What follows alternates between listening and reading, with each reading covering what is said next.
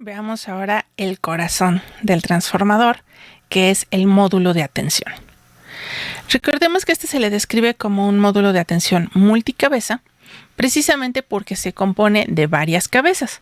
Las vamos a identificar con el símbolo H, por head en inglés. Y además de las cabezas, va a llevar un flujo residual. Recordemos que el término flujo residual surgió cuando se estaban programando las redes recurrentes y resultaba que si le dábamos demasiadas vueltas a una misma capa o a una misma neurona recurrente, pues la información de tiempos anteriores tendía a diluirse y no había manera de recuperar más adelante lo que nos interesara.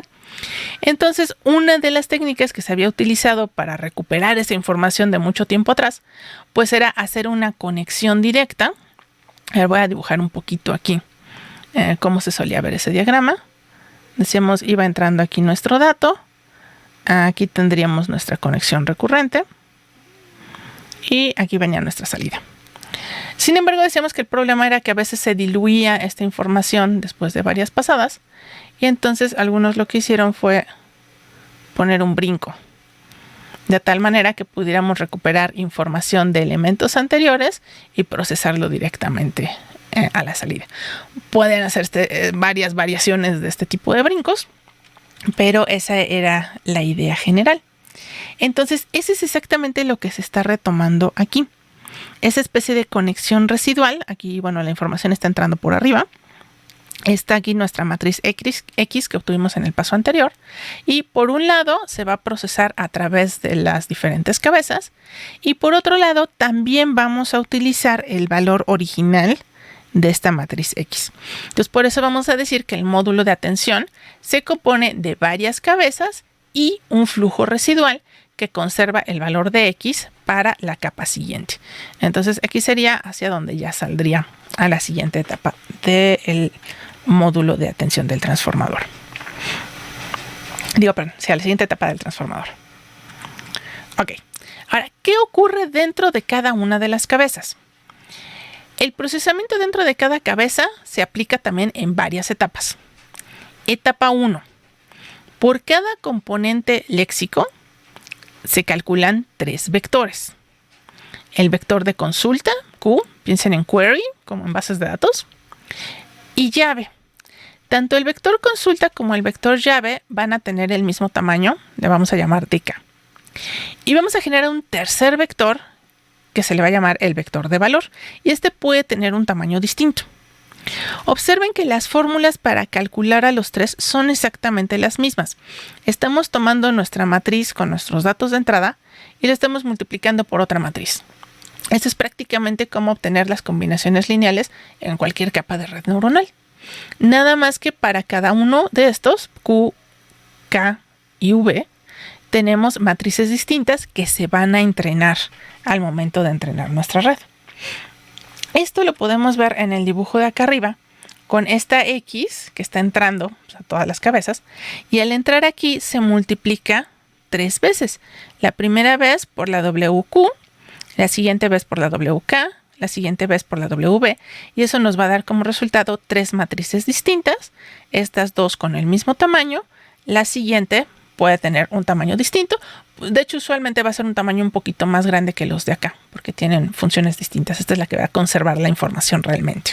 Entonces, para no compactarla demasiado, este puede ser un poquito más grande. El otro subíndice que ven aquí es un 0, 1, 7. Bueno, es precisamente el que indica en qué número de cabeza nos encontramos. Entonces, ya que tenemos estos 3 elementos, bueno, pues, ¿qué quieren decir o para qué van a servir? Esto se va anotando con las siguientes operaciones. Paso número 2.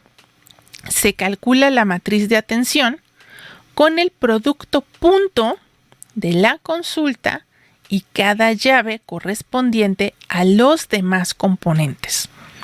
Aquí empiezan cosas bastante interesantes, porque entonces lo que nos está diciendo esto es que vamos a tomar una llave, una Q, digamos una Q que está aquí, y lo vamos a multiplicar por la K, o sea, sí, son los renglones que tenemos en esta otra matriz, pero vamos a repetir eso para cada uno de los ejemplares.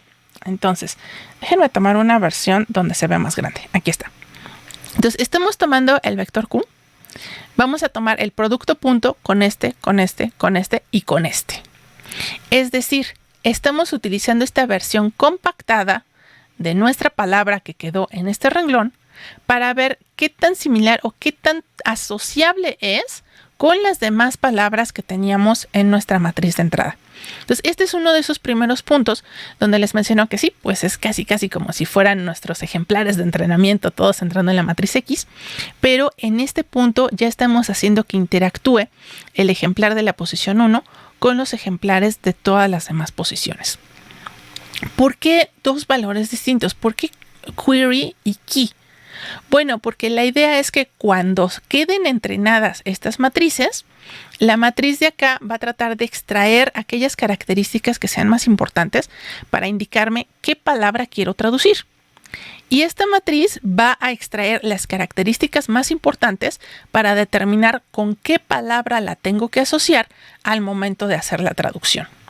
Entonces, aunque por definición las fórmulas se ven simétricas, la idea es que al momento de entrenar el sistema, por el rol que están jugando al momento de sacar este producto punto, lo que aprendan estas matrices va a ser bastante distinto y va a extraer las características que necesitemos para estos dos roles diferentes. Entonces, bueno, conceptualmente lo vemos así como un producto punto. Para estabilizar los cálculos numéricos y que este valor no explote y cause problemas, los autores encontraron que tenían que dividir esto entre la raíz cuadrada del dk, precisamente el tamaño con el que hicieron estas representaciones. Ahora, ya a la hora de implementarlo, pues es mucho más rápido ejecutar todo esto que les mencioné, de tomar cada uno, multiplicarlo por todos los demás, etcétera, etcétera, y luego repetirlo para cada una de las llaves. Bueno, esto se hace muy rápidamente, simplemente como una multiplicación de matrices, las consultas por la transpuesta de las llaves. Y eso, observen qué efecto va a tener. Si tomo la transpuesta de esta llave, entonces me va a quedar ahora hacia acá. Tengo 3 acá y tengo 4 acá. Entonces voy a multiplicar este por este. Debería hacerlo con otro color. Ok, con este. Y cuando yo realice esta multiplicación de este con este, se multiplican y se suman, me va a dar un valor que va a quedar aquí. Después multiplico este con el que sería el valor de atención de acá, este. Y eso me va a quedar acá, etcétera, etcétera. Entonces, observemos que sobre este renglón me está quedando la contribución de cada una de las demás palabras para el que yo quería sobre esta dimensión. Y después lo voy a ir repitiendo para todas las demás palabras. Entonces, lo que obtenemos es una especie de vector de atención que me dice qué tanta atención le tiene que poner cada palabra a cada una de las demás palabras que hay en la frase al momento de tratar de obtener su traducción. Bueno, entonces ya tenemos esa parte calculada hasta aquí. Y lo que viene es, bueno, ¿qué vamos a hacer entonces ahora con esta matriz que acabamos de calcular acá? Y es donde entra el módulo de autoatención. Lo que vamos a hacer es multiplicar los valores por los vectores de atención. ¿Quiénes son los valores? Los valores son estos. Esa tercera matriz que habíamos obtenido al multiplicar nuestro valor de entrada X por la matriz W. Entonces era este tercero que tenemos acá. Bueno, dice vamos a multiplicar a esos valores, que insisto, es una representación que puede conservar un poco más de información que teníamos de la palabra original, por los vectores de atención.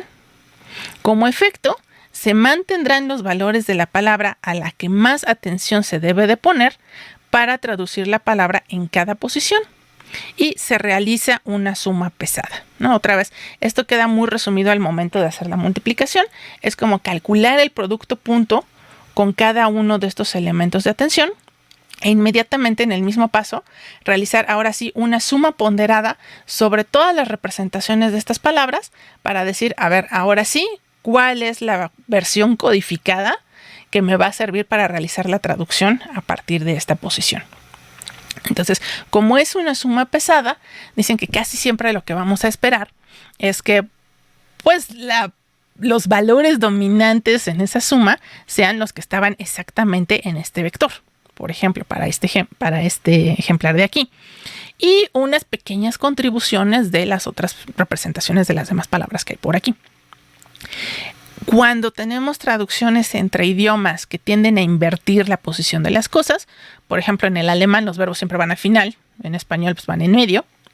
Lo que va a terminar sucediendo es que si, por ejemplo, esto está en español y yo estoy viendo aquí el verbo y lo quiero traducir al alemán, bueno, pues me va a decir de alguna manera mi matriz de atención que voy a necesitar en algún momento fijarme también en la palabra que esté.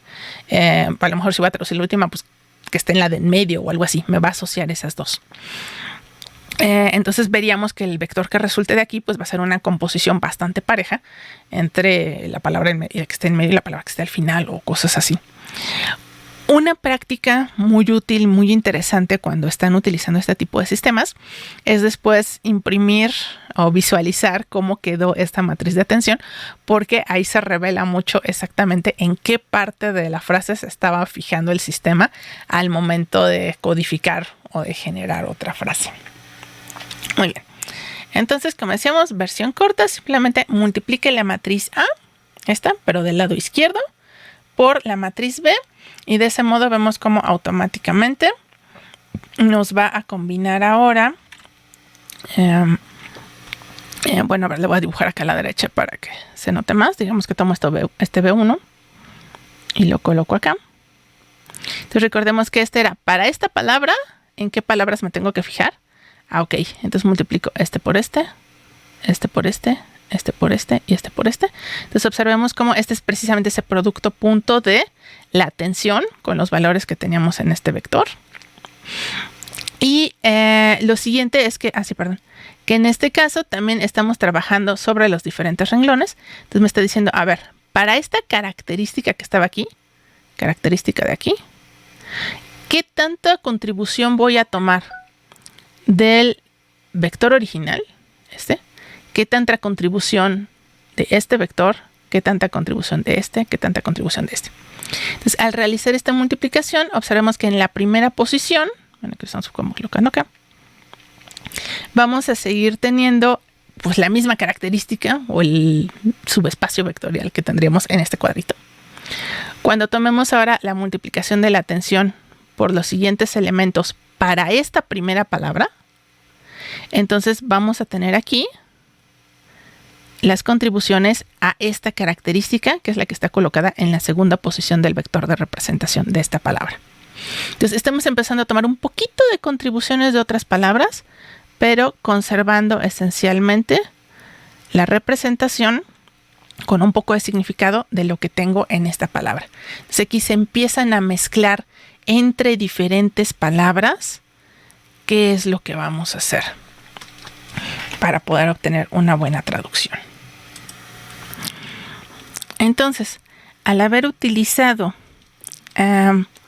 Q y K para elegir en qué palabras teníamos que poner atención, se generó la matriz de atención. La matriz de atención se aplica sobre la matriz de valores para decidir cuál va a ser la nueva representación de cada una de nuestras palabras, pero ahora tomando en cuenta la influencia que va a tener en ellas el contexto, es decir, la frase en la que están siendo utilizadas, de manera que la misma palabra nadar pues ahora va a tener una representación distinta dependiendo de si es José no nada nada, primer nada o segundo nada. Entonces la representación de esos dos nadar ya va a ser diferente. Y eso es exactamente lo que nos va a ayudar a poder hacer una buena traducción, un buen procesamiento del lenguaje. Ahora, la siguiente etapa pues es recordar que tenemos varias cabezas trabajando en esta unidad.